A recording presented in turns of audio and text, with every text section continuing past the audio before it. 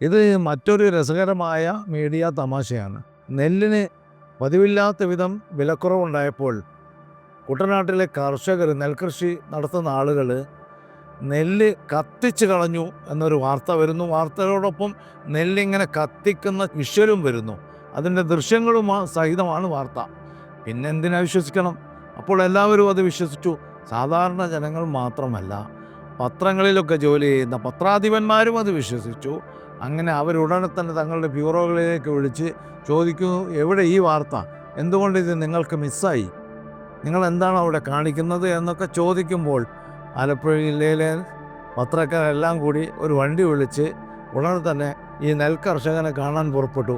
നിങ്ങൾ എന്തിനാണ് നെല്ലിങ്ങനെ കത്തിച്ച് കളഞ്ഞത് എന്ന് ചോദിച്ചു. തികച്ചും സ്വാഭാവികം.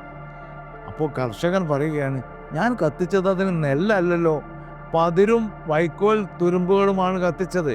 തീർന്നു. ഒരു വാർത്ത എത്ര ഭീകരമായ വാർത്തയായിട്ടാണ് വന്നത്, എത്ര ഭയങ്കരമായിട്ടുള്ളൊരു വാർത്തയാണ് വന്നത്. കർഷകർ അധ്വാനിച്ചുണ്ടാക്കിയ നെല്ല് അങ്ങ് വില കുറവായതിനാൽ അങ്ങ് കത്തിച്ച് കളയുന്നു.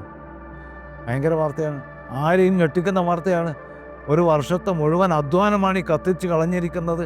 പക്ഷെ അവിടെ ചെന്ന് നോക്കുമ്പോൾ നെല്ല് അല്ല കത്തിച്ചിരിക്കുന്നത്, പതിരും വൈക്കോൽ തുരുമ്പുമാണ് എന്ന് വന്നാൽ ആ വാർത്ത അങ്ങ് ചീഞ്ഞളിഞ്ഞ് ഇല്ലാതായി പോവുകയാണ്, ചാരമായി പോവുകയാണ്. പക്ഷേ പത്രത്തിൽ ബ്യൂറോ ചീഫുമാർക്ക് ലഭിച്ച ശാസനയും തെറികളുമൊക്കെ അവിടെ കിടക്കുകയും ചെയ്യും.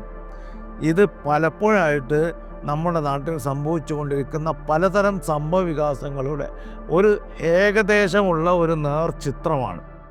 കൂടുതൽ വാർത്തകൾക്കും വിശേഷങ്ങൾക്കും news tag live TV subscribe ചെയ്യുക.